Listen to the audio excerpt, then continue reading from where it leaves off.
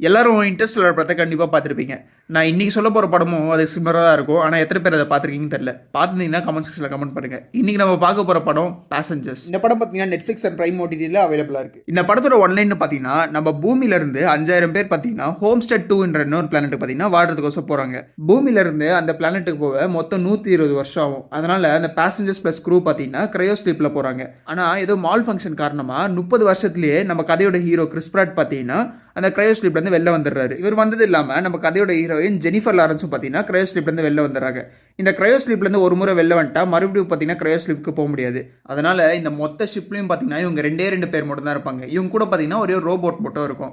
இதெல்லாம் இவங்க எப்படி மேனேஜ் பண்றாங்க, அது மட்டும் இல்லாமல் இந்த ஷிப்ல நிறைய பிரச்சனைகள்லாம் வரும். அதெல்லாம் எப்படி இவங்க ரிசால்வ் பண்றாங்க, எப்படி அந்த கிரகத்துக்கு போய் சேர்றாங்கன்னு சொல்லிட்டு இந்த படத்தில் நல்லாவே காமிச்சிருப்பாங்க. அதனால சான்ஸ் கிடைச்சா கண்டிப்பாக இந்த படத்தை ஒரு டைம் பார்த்துருங்க.